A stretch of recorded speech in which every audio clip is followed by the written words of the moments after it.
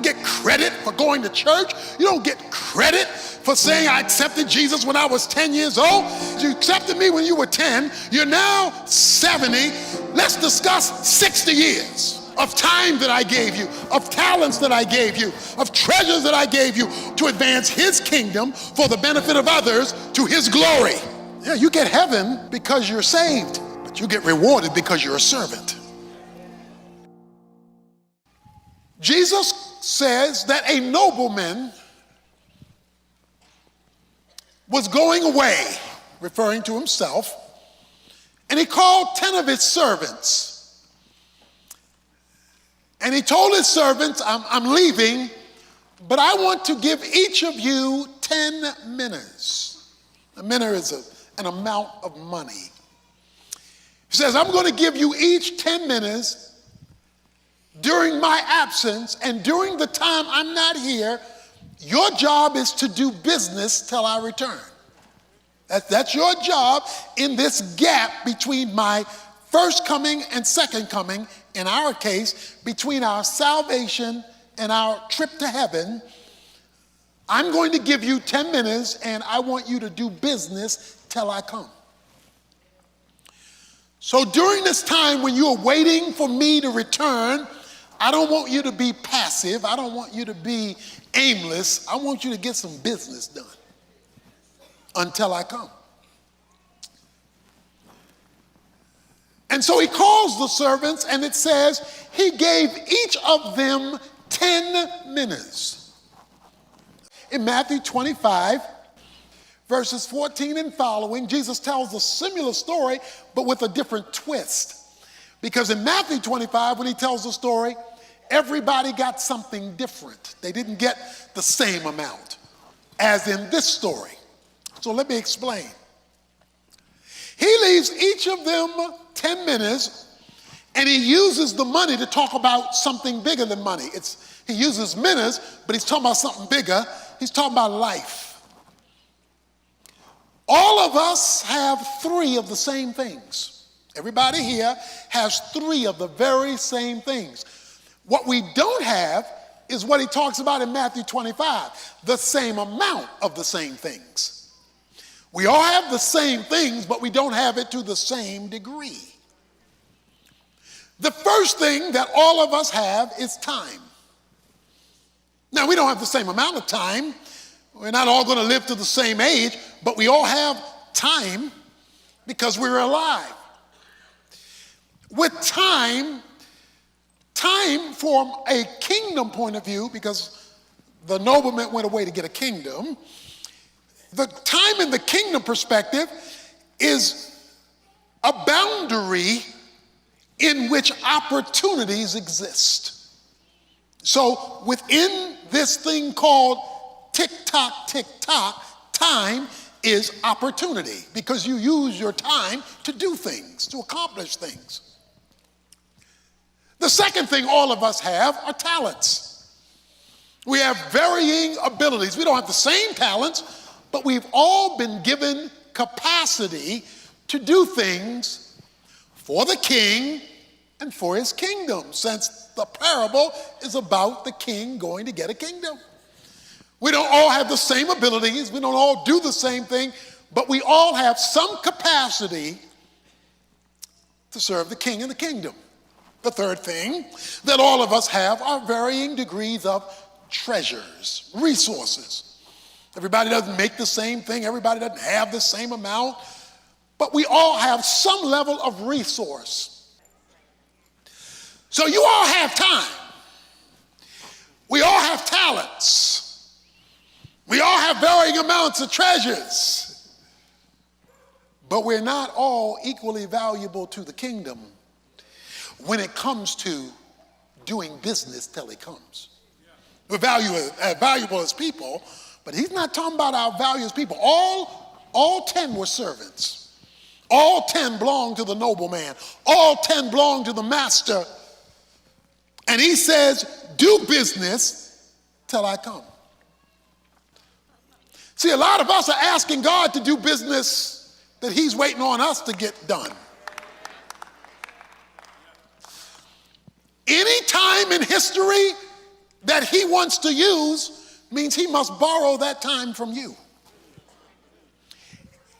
Any talent in history that God wants to use means he must borrow that talent from you. Any treasure that he wants to use in history, he must borrow that treasure from you.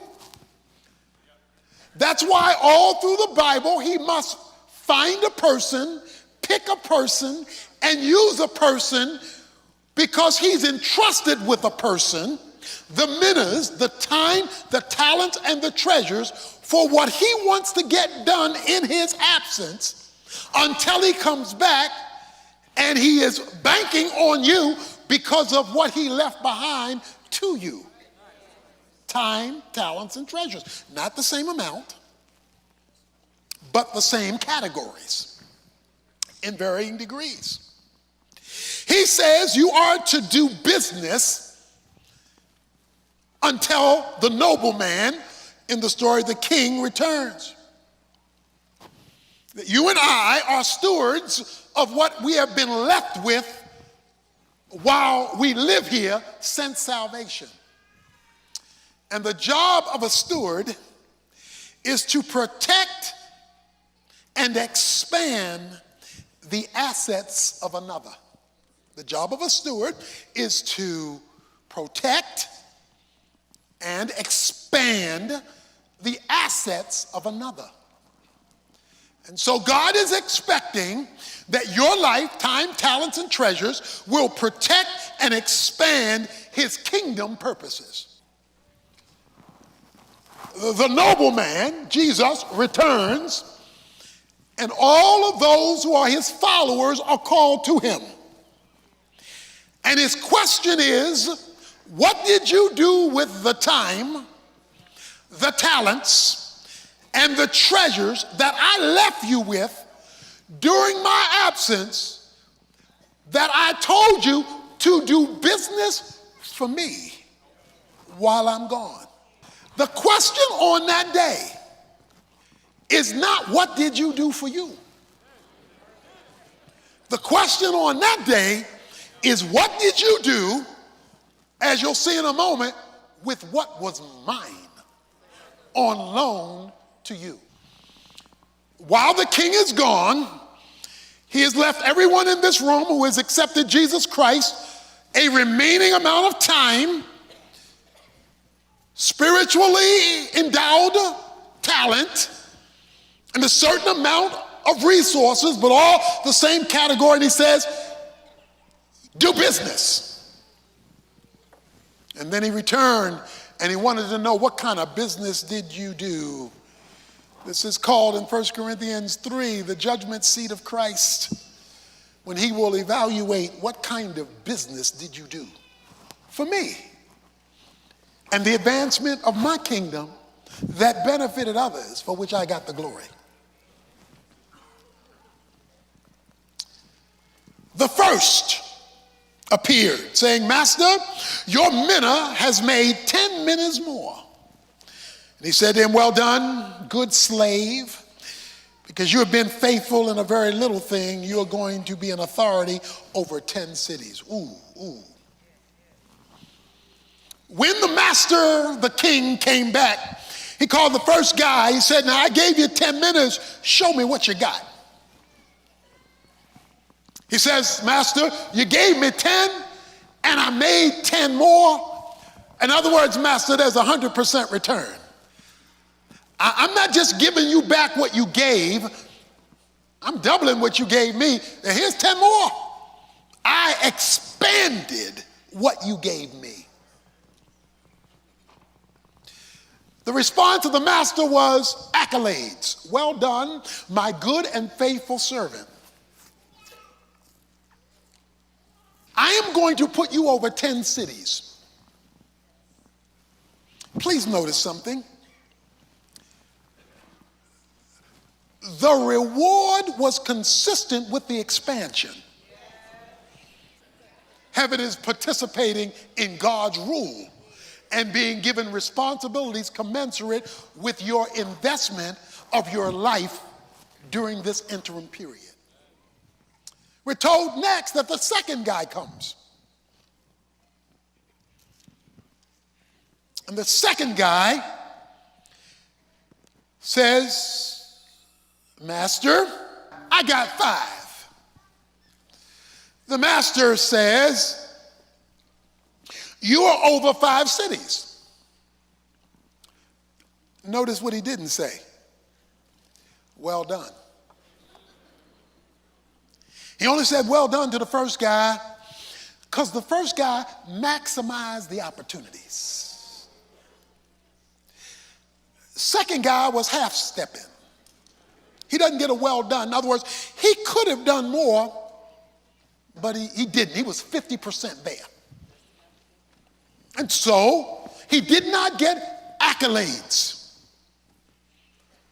It's like a person at work who goes over and above and the person at work who just does the basics.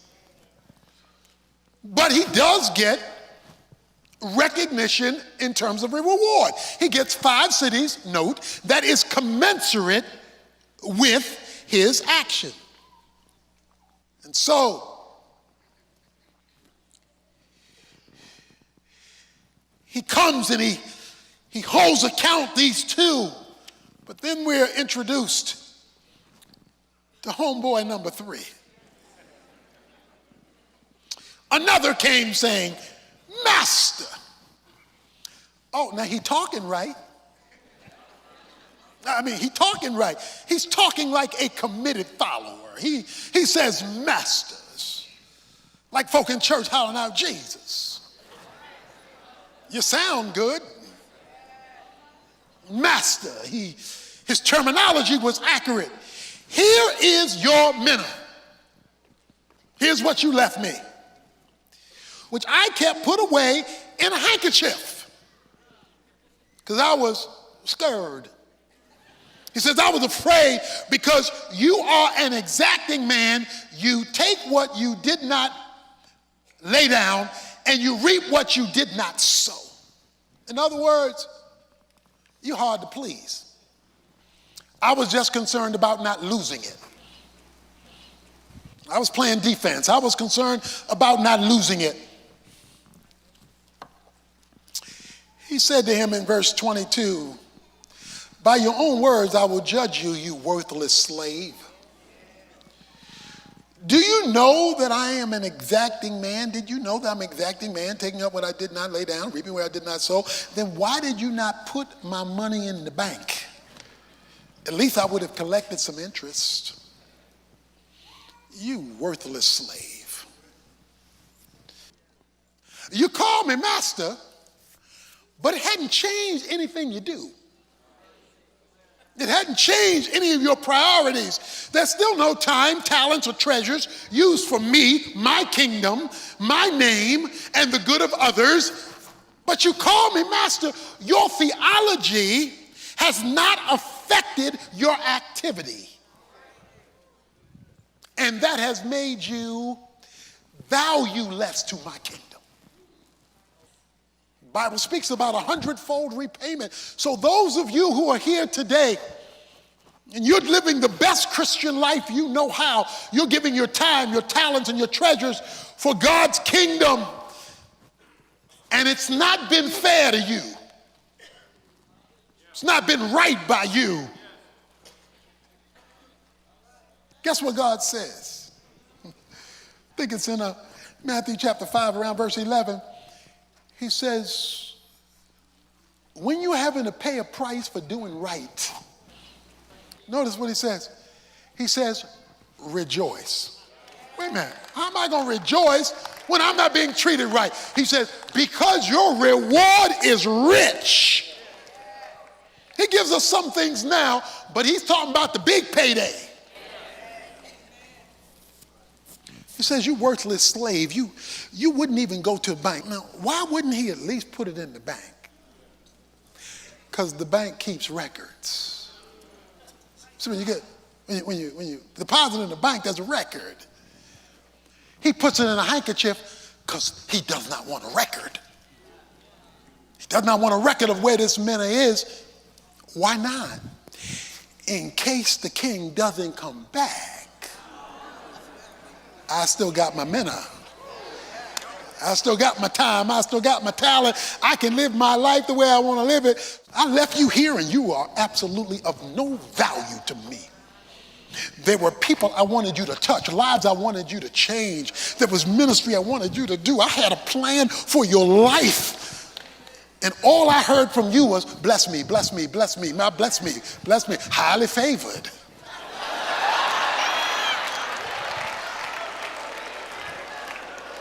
Blessed and highly favored. Says, you worthless slave.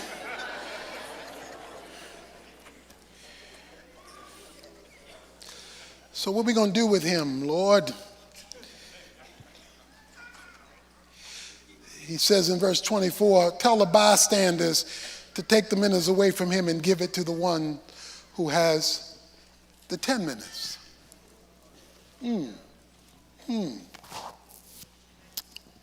Tell the bystanders. So this is everybody watching your conversation with Jesus. This is all the other Christian friends that you knew who looking at your evaluation and your accountability and watching Jesus call you worthless. And then take his minutes and give it. Let's give a bonus to the one who did 10. We're going to give them a bonus. See, because there are a few people here who not only going to get the 10 minutes, they're going to get the bonus. And the bonus will be God taken from you and given to them so that you wind up in heaven with less. You don't even wind up with what you started with because it's going to take that manna that you use for nothing and hand it to somebody who went all out for the kingdom and for eternity. What's the principle? What's the principle? He gives the principle in verse. The people say, but master, the guy already has 10. He says, well, let me tell you the principle. I tell you that to everyone who has, more will be given, but from the one who does not have, even what he has will be taken away. You don't get credit just for being a servant.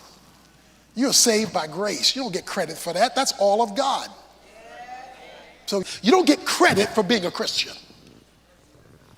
You get credit for serving the master and using the time and the talents and the treasures that he has entrusted to you for his glory, to advance his kingdom, for the benefit of others, to his glory. That's what he credits. You don't get credit for going to church. You don't get credit for saying I accepted Jesus when I was 10 years old. He says you accepted me when you were 10. You're now 70.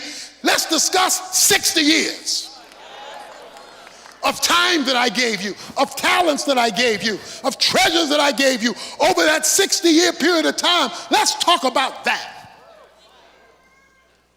Yeah, you get heaven because you're saved. But you get rewarded because you're a servant.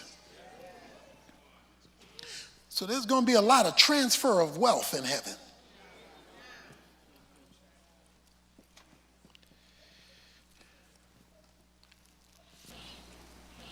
See, this story guy didn't take the king seriously. They didn't live in light of his return. He didn't live in light of his return. God wants every day that you get up, I get up, and we all fall short in this, me too, but as a pattern, he wants when we get up in the morning to live in light of his return. That because it could be today, the question that you and I have to ask when we get up in the morning is simply this: God, what eternal difference do you want me to make today? Some days they'll be minuscule, other days they'll be huge, but it's being available. Lord, if you want to borrow some of your time, you loan me. If you want to borrow some of your talents, you loan me. If you want to borrow some of your treasure, you loaned me. Then I am available today, not just to ask you to bless me. I'm available today for you to work through me to be a blessing to others and to build my account for glory.